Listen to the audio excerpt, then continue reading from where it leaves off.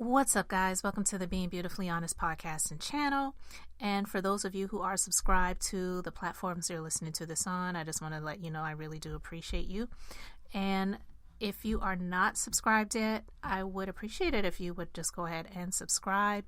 And if you're listening to this on YouTube while you're at it, go ahead and hit that like button. It's like walking into the room and hitting that light switch. We just want to go ahead and brighten up the place. And so let's get into this conversation. I previously did a conversation about the Mexico kidnapping victims and survivors and the interview that they did with Anderson Cooper on CNN. And just talking about how even though they were sharing their story, and honestly at this point in time, that's all we have to go by is their story. Their story and what the Mexico police officials shared with the U.S. government. But even with those things, there's still a lot of questions in regards to what really happened. If those things did indeed happen, were there more things that happened? Or the reasons that they went to Mexico, were those the real reasons? And I shared my questions as to why I had questions, okay, as to the reasons they were in Mexico, because just alone, the fact that they drove from South Carolina to Mexico, to me, was a huge red flag, and it just didn't make sense. And secondly, the fact that the victim that made it out alive, the female who, her name is LaTavia, she goes by Tay, the fact that the story was that she went down to this town in Mexico that is actually listed by the U.S. government as a place of warning, do not travel to. Not saying that they listen to those red flags, those warnings, those, travel advisories. They probably don't, I'm just saying, or may not have even known. But what female is in a car driving from South Carolina to the country of Mexico, one, and two, if you're going there for a plastic surgery procedure, and I didn't say this in my previous conversation, but it's a discussion that I've had with a number of people that I've talked about this with, having experience, one, being in the beauty field, and two, having my own personal experience with having cosmetic medical operations and procedures done, it is extremely rare for a female to be taken care of by a male. And two, 3 men. And where were the other women? Now, there was a story that there was a female, but she got left at the border. But I don't know. It was just a lot of questions about that story for me as to what female would be going for a major plastic surgery procedure, and you're going with 3 men. It just did not make sense to me. It doesn't sit well. So there are questions surrounding that. Well, now it's been reported that LaTavia has been arrested in her hometown of Myrtle Beach, South Carolina, and she was charged with contributing to the delinquency of a minor. So the story goes that she took her minor daughter to fight another girl at an apartment complex in the 1300th block of Spivey Street. According to a police report obtained by WMBF-TV, officers responded to a disturbance call at an apartment complex on Spivey Street. Resident and PD native whose name made headlines after being kidnapped in Mexico is now facing criminal charges. Arrest warrants show LaTavia McGee is accused of contributing to the delinquency of a minor in Myrtle Beach. Back in February, McGee's underage daughter allegedly went to an apartment complex in the 1300 block of Spivey Street to fight another teenager. The victim and a witness claimed during the fight, McGee pulled what appeared to be a small black pistol from her purse and waved it around. For more details, you can find this story on the homepage of our website, WMBFnews.com. Okay, so you heard that. And it says that the story is that the child left the area with another relative, but she returned with McGee, and McGee's mother. So the child came back with her mom and her grandmother. And police said that a male victim and a witness told police the girls from the earlier fight had returned with their mother and grandmother. The male witness reportedly told officers that when he tried to stop the girls from fighting, the grandmother grabbed his shirt and hit him in the face. Okay? So grandmama is holding her own, all right? The man told the officers that the girl's mother then pulled a small black pistol, so this is the Mexico kidnap victim, from her purse and started waving it around. The witness couldn't describe the mother and grandmother, saying everything happened so fast, and said that the mother, the grandmother, and the girl left in a cream-colored Lexus SUV. So when officers viewed the surveillance video of the incident, they later identified the two women as McGee and her 56-year-old mother. So McGee was arrested on the 14th and charged with contributing to the delinquency of a minor and was released Sunday on a $10,000 bond. Okay?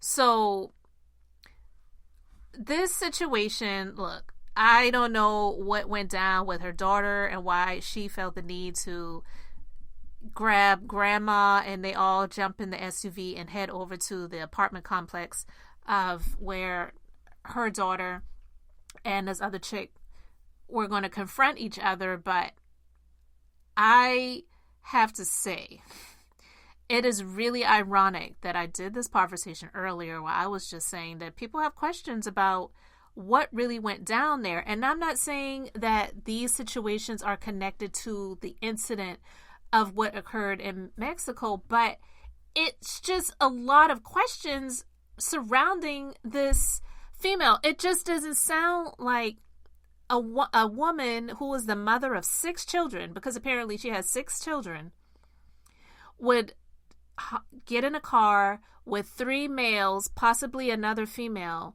to drive from Myrtle Beach, South Carolina to Mexico for this mother of 6 to get a tummy tuck.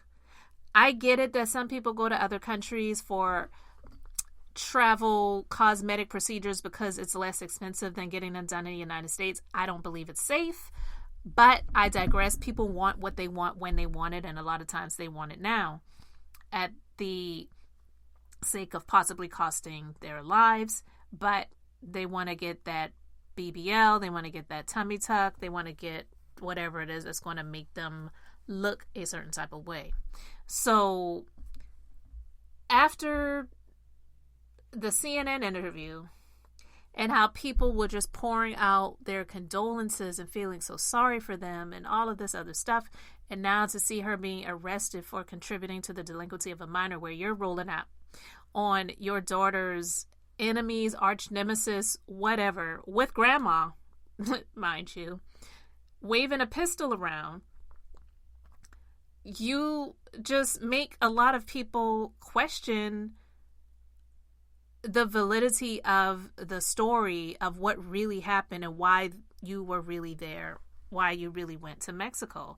Now, a blog that I saw this story on, Sandra Rose, I'll just share some of the comments. Some of the people are just really going in. They're like, ooh, child, the ghetto. Someone else says, tummy tuck? Yeah, right. Probably tucking drugs in crevices. Another comment, I'm not even going to read what that person said because it's like, oh, wow. Another person says, this is typical hood booger behavior. I expect nothing less from a woman with a criminal background.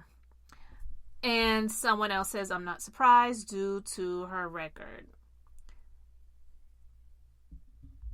And so apparently the incident of why she was actually arrested, it didn't happen after she went to Mexico. It actually happened before she went to Mexico, but they investigated, and I guess her having what happened to her in Mexico being splashed all over national news and also doing an interview on Anderson Cooper on CNN kind of helped them to figure out who she was, because they had surveillance video footage of her daughter, her, and her mother.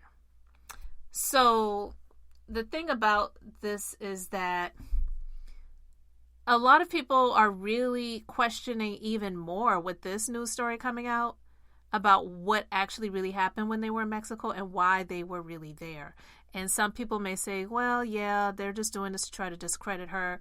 What happened to her never should have happened. And no, it should not have happened. I'm not saying even if she didn't go there for what she told the viewing public, what she was there for, it wasn't the truth that what happened to her and her friends or family, if they are family, deserve to happen. None of that deserves to happen to them. Him, her, him, or him.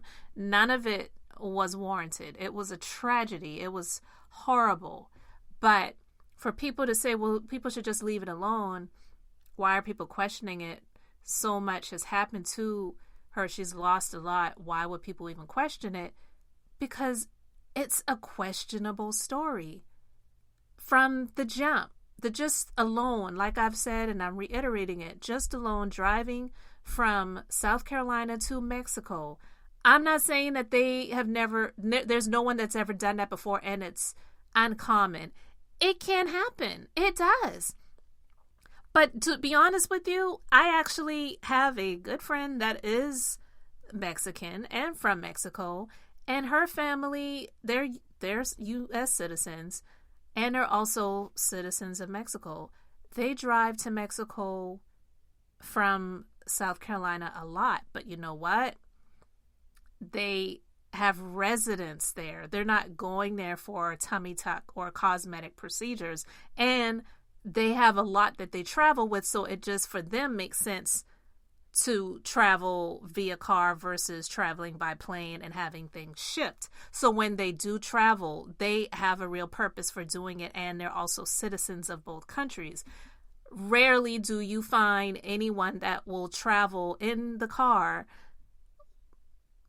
from South Carolina or any other states surrounding to go to a country in Mexico or a town in Mexico and get a plastic surgery procedure done, especially one that is extremely intense, like a tummy tuck, and go there with men, and you're traveling back to be in a car all of that time. It's just a lot of people are just questioning it. Someone else, a commenter, says, I have never believed they were over there for no darn tummy tuck. But anyway, if you're normal and just experienced that horrific event of mistaken identity, the last thing you would be doing is taking your child anywhere, and certainly not to fight. I'd be at home, locked in, and in my Bible someplace trying to heal. But again, it's being reported that this incident and situation actually happened before she went to Mexico. But even if it happened before or after, it still just doesn't look good, and it makes people question the reason as to why they were really there. So I just wanted to talk about that, and I wanted to share it. I really would love to know what you guys think about this. I just thought it was very ironic that I just talked about this, and then the story came out about her being arrested and what she was arrested for. So again, we'll see if anything else develops or comes out about this story, or the big one, the previous one about the kidnapping, and if there were more details than what was told to us so far about what really happened, or are they just going to let it go because they're alive and well and hopefully on a track to getting the help and the therapy and the healing that they so deserve and need. So guys, you let me know your thoughts about this. Thank you so much for subscribing to the platforms. This is Beth, and I'm just being beautifully honest. So until the next time, I just wanted to keep it brief, beautiful, and now I'm going to say bye.